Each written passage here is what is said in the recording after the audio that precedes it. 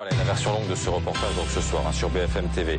Politique première, Apolline de Malherbe, on va parler du Front National avec cette série de sondages. Il y a aussi cette cantonale partielle dont le deuxième tour aura lieu dimanche prochain, celle de Brignoles. Le Front National au centre du jeu. Posons brutalement la question, le FN est-il le premier parti de France? Eh bien justement, dans un sondage, il est pour la première fois le premier parti en termes d'intention de vote. Regardez, le Front National a 24% des intentions de vote aux élections européennes. C'est un sondage IFOP pour le Nouvel Obs. L'UMP arrive derrière, 22%.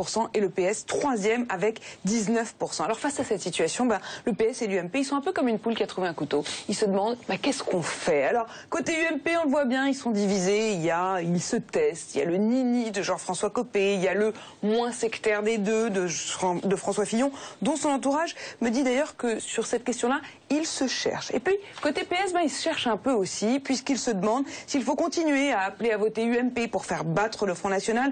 Le Front Républicain, est-ce que ça marche? Pas vraiment. D'ailleurs, le ministre de la Ville, François Lamy, dit qu'il ne faut plus appeler ça Front Républicain, mais vote républicain, mais on peut l'appeler comme on veut, le résultat, il est le même, il y a un doute, on fait quoi? Et puis, ça m'a fait penser à un autre sondage qui a été un peu passé inaperçu la semaine dernière, mais qui est très important. C'est un sondage IFOP pour le Figaro, et c'est sur la question de la confiance des Français en leurs élus. Regardez, en 2008, 44% des Français disaient qu'ils faisaient confiance à leurs élus. En 2013, ils ne sont plus que 18%. Eh bien, la force du Front National, c'est qu'ils n'ont pas d'élus. Du coup, pas possible de se dire qu'on leur fait pas confiance. La force du FN, c'est d'avoir compris qu'il fallait un renouvellement, du coup, radical. Regardez les candidats qui proposent, des candidats vierges de toute expérience. Souvenez-vous, le candidat Front National aux législatives à Villeneuve-sur-Lot, Étienne Bousquet-Cassagne, 23 ans, tout frais, tout sourire. Oui, mais ils n'ont pas d'expérience, vous l'avez dit, c'est une faiblesse, ça. Mais non, c'est justement leur force. Ils n'ont pas d'expérience et ils le revendiquent. Inexpérimentés et fiers de l'être. Marine Le Pen, hier, elle a dit « L'Élysée, j'y suis prête ». Elle peut dire qu'elle est prête, elle n'y a jamais été. Dans ces conditions, le Front National peut se targuer d'incarner le renouvellement, le vrai changement. En gros, pour les Français, ils se disent c'est le seul qu'on n'a jamais testé.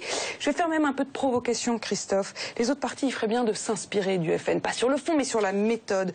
Comment être crédible quand on s'est partagé le pouvoir depuis 30 ans, droite et gauche, et que le quotidien des Français, il ne s'est pas amélioré, pire, il a empiré. Imaginez le comble, c'est le Front National qui a offert à l'Assemblée nationale la plus jeune députée de France. Quel comble!